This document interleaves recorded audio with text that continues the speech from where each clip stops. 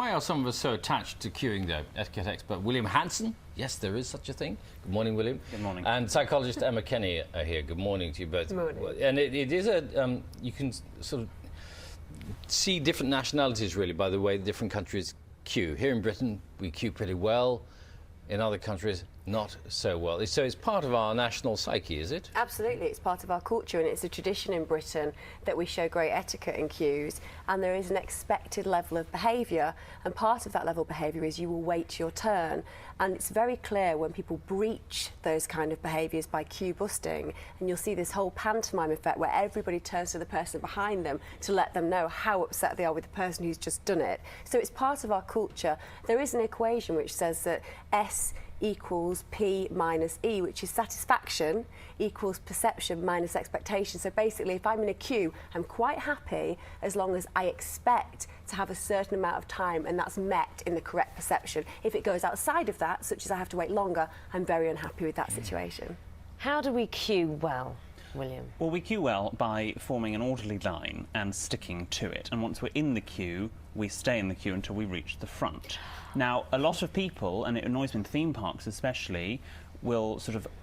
Father will go and stand in the queue, and when he gets closer to the front of the queue, the entire family, extended family, will then join the queue, and that is incredibly bad manners, and that is not to be encouraged. What if you're in a theme park, for example, and it's a really long queue, and you need a comfort break?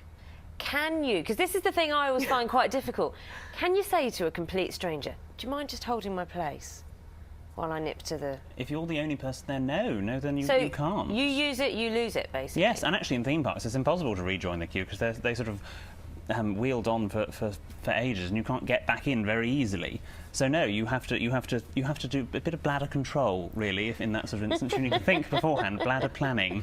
Do I need to go to the lavatory before I join this queue? Yes, I'll go now, rather than sort of expecting someone to hold your place. And you can always tell the geographical location of the theme park as to sort of how people are behaving in the queue. If you go to an American theme park, they stand in line very well. If you go to a French theme park, everyone's pushing and shoving all over the place. Do we behave differently, though, if we're standing in person as opposed to queuing in a car? If we are sort of physically removed, does that make us bolder, brasher, ruder? I think being in a car in itself becomes an extension of who you are, so instantly you have an armour. And the fact that you have an armour feels that you're more protected. But actually the rules are very similar to being in a queue and being boarded, you know, when somebody pushes in. It's the same reaction, but obviously in a vehicle. Because somebody pushes in and kind of cuts in, that's a classic example of why people have road rage.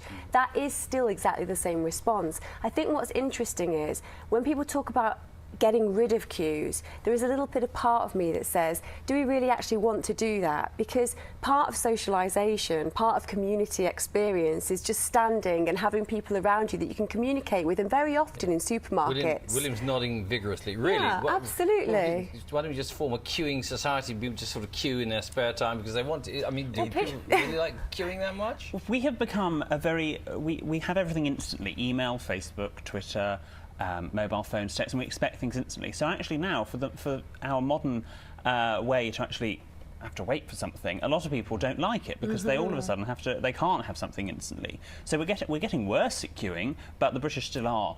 We could enter it in the Olympics this summer. Yes, you here are sort of some happy queuers. We saw at Glastonbury and at Wimbledon, people were very delighted to be in the sunshine and going, and so that sort of partly proves your point, doesn't it? Sometimes, though, it can just become part of your day. If you commute to work and it's part of the traffic, I suppose sometimes you just think, right, I'm in the queue, time to just clear the mind. And that's exactly it. The thing about having a positive mindset and a perception base is, as long as you have that understanding that this is time that I've got to take, I must use it well, may as well think about things that I need to sort out and actually be effective with that. It's not really a stressor. The problem is when people use it as a stressor and can't handle their emotions well. All right, William, big talking point in our family is to do with queuing on the road. So there are 2 lanes of traffic and it's about to go down into 1 lane.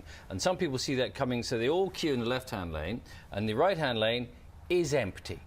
Now, the theory of maximum usage of available road space would dictate that actually cars should keep using an outside lane and then join together later. But people who are in the left-hand lane get pretty cross about that. What is the correct etiquette there? Well, really, yes, people should be using both those lanes, but people don't. So if anyone does come shooting down the right-hand lane, it's, you know, they are using the available space, and the people on the left should let the cars in.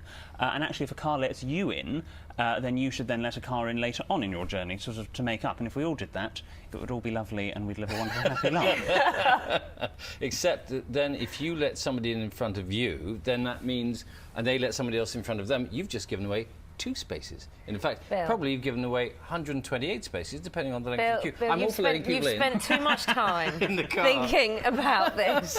I'm all for letting people in. No, but you see what I mean. It's Yes, just... I do see what you mean. And this is how much leverage we give to this wonderful art and tradition of queuing. It's fabulous that in our culture it matters, and it's all about being caring and pleasant to our fellow man. And that's why we have to get it right. Yeah. I'd still rather be served within a minute, though, rather than queue. Sorry. That's why you've got self-service. Exactly. Thank you both you very much. both. Thank you.